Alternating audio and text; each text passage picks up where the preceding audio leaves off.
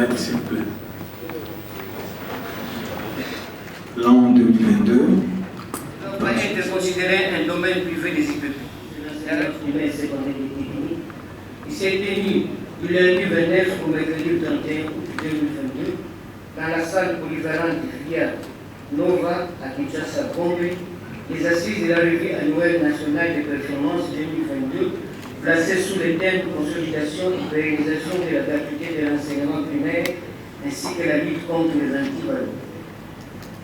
Les nombres de participants retenus 450 provenant des différentes structures ci-dessus. Président de la République, cabinet du ministre national, secrétariat général, l'inspection générale, les ministres provinciaux en charge de l'éducation, les directeurs provinciaux, les inspecteurs provinciaux, principaux provinciaux et les directeurs provinciaux de CECOP, les structures spécialisées du ministère, les partenaires, associations de parents d'élèves, les syndicats d'enseignants, confessions religieuses, la société civile, les partenaires techniques et financiers, aux personnels dans les sous-secteurs de l'électricité et autres. De l'ouverture à la clôture, les cérémonies ont été présidées par son Excellence, Monsieur le ministre, le professeur Tony Mouawakazaki, qui, dès le début, a donné des orientations en termes de recommandations disponibilisées à tous les participants pour son exploitation afin de permettre le bon déroulement de ces assises. Il s'agit de l'évaluation de la gratuité, la question de la perception illégale des frais de scolarité non prévus dans la circulaire fixant les frais, la pratique de la mise en quarantaine des élèves non en règle de frais de scolarité, les effectifs réels des élèves dans les classes tant publiques et privées, les recensements des écoles privées, la question de l'effectivité de la paye, signaler les opérateurs de paye non performants et proposer des pistes de solutions. La non-délivrance des bulletins et des diplômes à la clôture de l'année scolaire.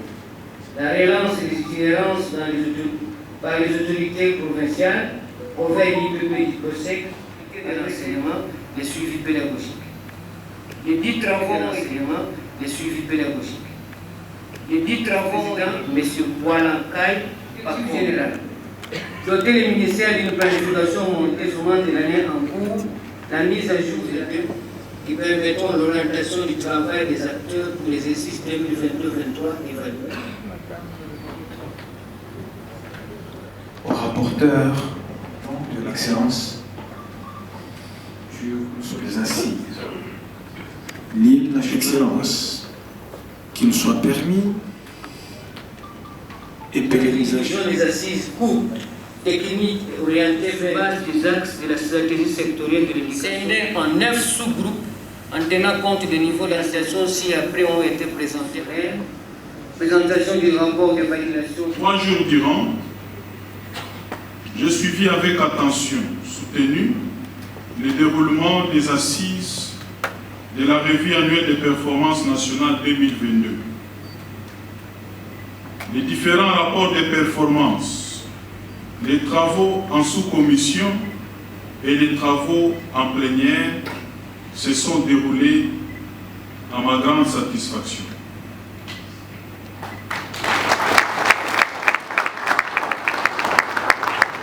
J'ai noté également qu'une fois de plus, l'exigence de la stratégie sectorielle de l'éducation et de la formation 2016-2025 et se sont déroulés conformément à l'arrêté ministériel du 29 avril 2022 portant organisation et fonctionnement de la revue annuelle de performance. Désormais, il devra en être ainsi pour l'avenir, aussi bien au niveau de nos établissements d'enseignement, de nos sous-divisions, de nos directions provinciales, ainsi qu'au niveau de l'administration centrale de notre ministère. Les assises de la revue annuelle de performance deviennent ainsi, pour nous tous, une occasion privilégiée pour évaluer les chemins déjà parcourus et planifier les tâches qui nous restent à réaliser dans l'avenir.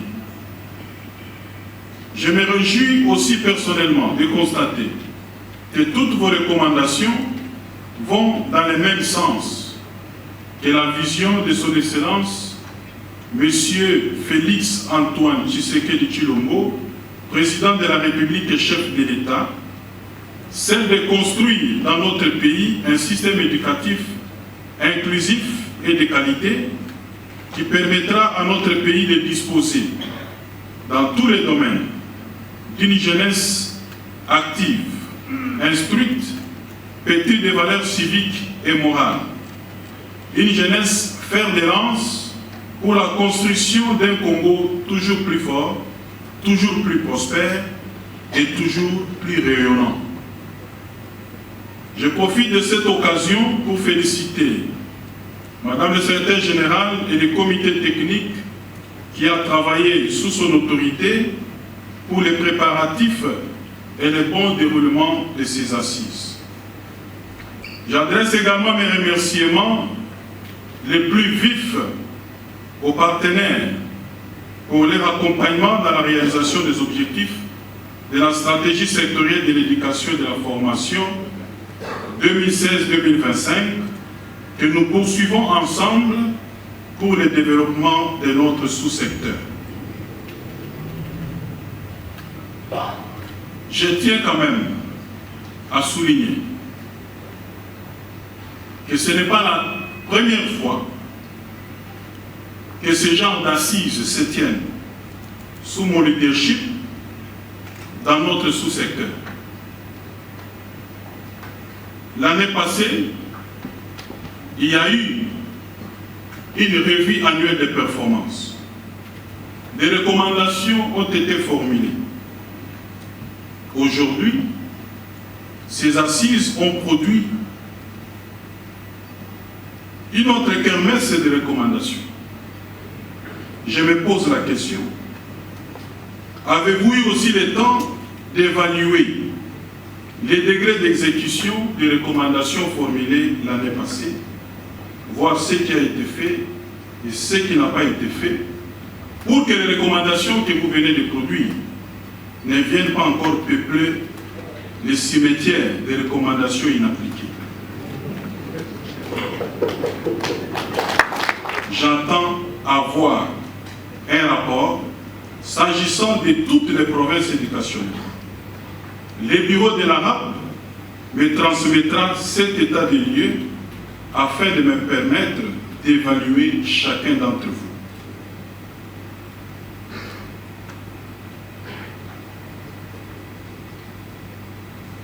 Il me revient d'apprendre que certaines autorités éducationnelles provinciales ont estimé injuste qu'elles soient évaluées en ce moment, notamment s'agissant des itinérances dans leurs provinces respectives, parce qu'elles n'ont pas eu le temps nécessaire, étant donné que la RAP a été convoquée immédiatement après mes itinérances.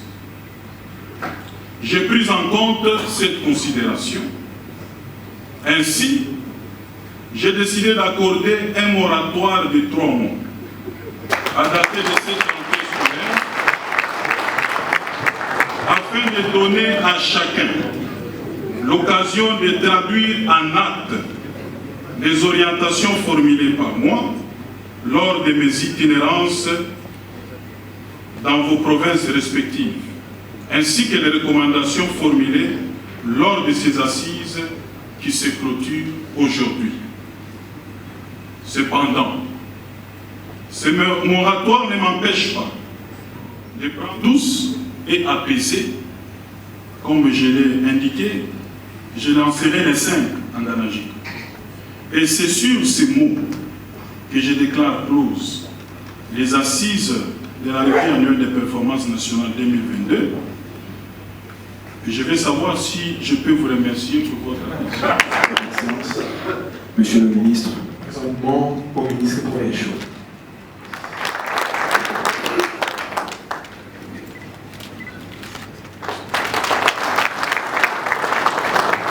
Merci.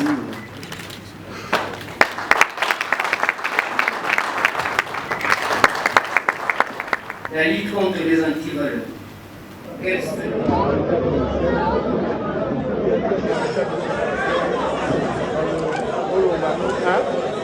éducationnel particulier à Kanina.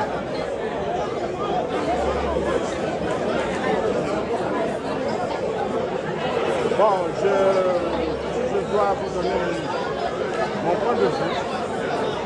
C'est un message fort que nous venons de recevoir de son excellence professeur Philippe Baba, le ministre du Commerce économique de la République. Le message qu'il a dit, qu'il a transmis à travers ses propos, nous donne matière à réflexion pour cette année scolaire commençante, c'est-à-dire le 5 septembre. Il nous a demandé non seulement de consolider le thème de la revue annuelle de performance qui vient de s'achever aujourd'hui, il nous a recommandé dans le grand thème que nous avions eu à cogiter avec tous les participants et cadres de l'EPST sur ce qu'on appelle la consolidation, la pérennisation de la gratuité ainsi que les valeurs que nous devons combattre. Et cette année qui commence doit davantage nous donner, en nous cadres de l'EPST, une vision globale de l'amélioration de la qualité, de l'accès, de la qualité et de la bonne gouvernance dans le plan sectoriel, s'il vous plaît, du système éducatif de notre pays. Parce que vous devez savoir que tout État qui aspire à un développement harmonieux et rayonnant doit nécessairement avoir une base éducationnelle solide en vue de préparer des cadres futurs, en vue de concrétiser ce développement. C'est un peu ce que je peux vous dire. Et en soi, j'encourage et je remercie davantage le chef de l'État, son excellence Félix Antoine Tshisekedi, pour les efforts qu'il a fait de fournir sans se lasser, malgré les difficultés et les méandres que nous avons dans notre pays. Nous devons le féliciter parce qu'il est en train de consolider vraiment cette gratuité à travers son excellence le professeur Toumouna. Voilà un peu ce que je pouvais dire spécialement sur ce que vous pouvez me poser concernant mon point de vue sur la clôture de ces assises. Voilà. Merci. Présentez, s'il vous plaît. Je réponds au nom de Michel Lemeu. Je suis directeur chef de service de la direction d'études et planification à l'enseignement primaire, secondaire et technique. Monsieur, en quelques lignes, est-ce que pouvez-vous résumer votre discours durant le speech pendant l'événement?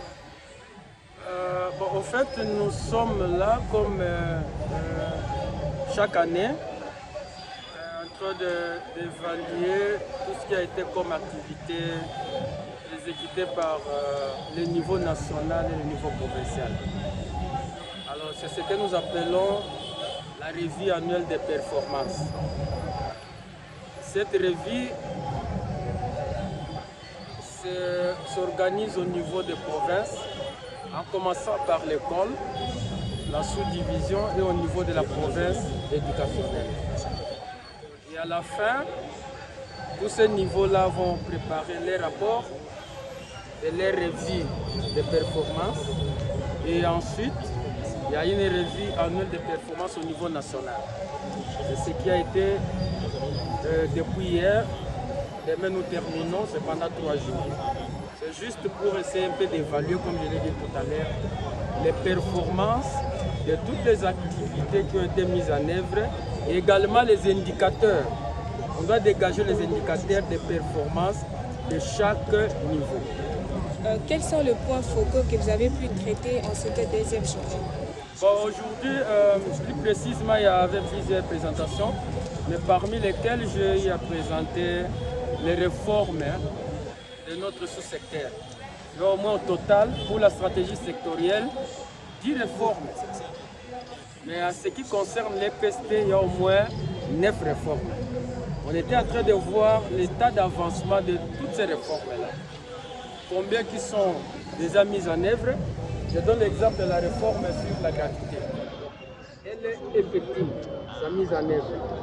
Elle est effective, c'est comme ça que vous allez constater qu'au niveau de nos écoles primaires publiques, il y a réellement la gratuité. Alors il y a d'autres réformes que nous avons dégagé les défis, qu'il faut formuler les recommandations afin que l'année scolaire 2022-2023, qu'on puisse prendre en compte ces recommandations concernant les réformes et voir comment les mettre en œuvre. La presse vous dit merci. Merci beaucoup, madame. Combien d'écoles privées, combien d'écoles, etc., etc. Et ce travail, l'excellence a remis ces recensements-là, malgré que nous avons le CERNI, Service national d'identification de l'élève, mais l'organe qui a aussi un logiciel dans ce contexte, c'est le SECOPE qui va appuyer le CERNI pour que, au premier trimestre, que nous soyons très bien rassurés sur toutes les écoles existantes avec arrêté, tous les élèves, tous les enseignants, etc., etc., même de toutes les écoles. Donc, le recense, etc., etc., pour que la cartographie soit bien fixe. Voilà en quelque sorte les éléments de cette revue annuelle de performance.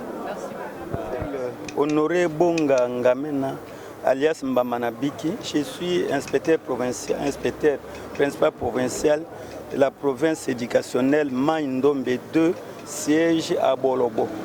Oui, la revue annuelle des performances pour l'année 2022, organisée par le ministre Tony Mwaba ici à Kinshasa. Et quelle serait la quintessence de l'activité?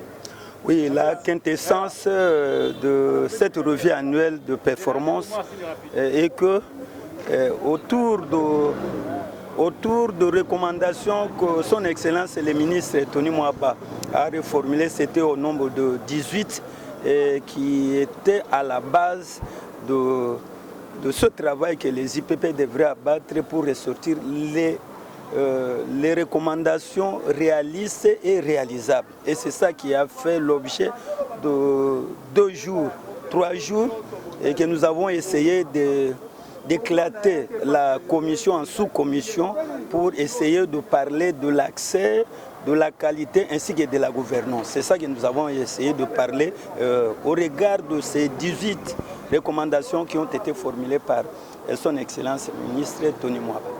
Et aujourd'hui, il y a eu quelques recommandations que vous avez déjà... Citez-nous quelques, même 2 ou 3. Oui, effectivement, il y a eu des recommandations qui ont été reformulées par les sous-commissions au niveau de l'accès. On a demandé à ce que chaque structure, parce qu'au niveau de la province éducationnelle, c'est le PROVED qui représente le ministre. Nous autres du PROSEC et IPP, nous sommes des techniciens.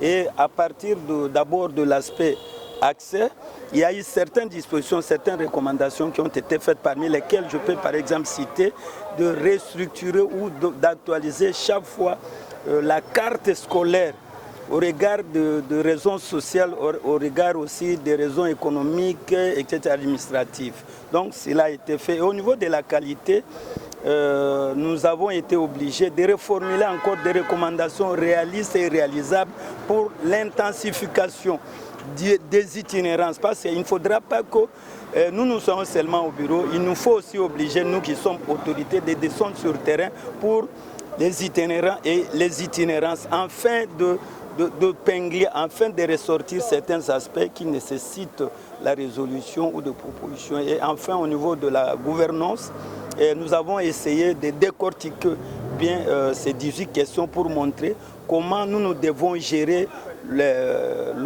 disons, la chose de l'État et les institutions de l'État qui nous sont confiées. C'est un peu ça d'une façon. Au cours de cette année 2022, chez vous à Maïndombe, vous avez connu aussi quelques difficultés. Lesquelles? Oui, au niveau de Maïndombe, nous sommes une division, nous sommes une direction, disons, fluviale. Nous sommes obligés de nous déplacer toujours avec des moyens, par exemple le hors-bord ou alors des motos. C'est pourquoi nous avions reformulé aussi une recommandation qu'on puisse nous disponibiliser des moyens de déplacement pour que ça permette que nous puissions approcher les administrés.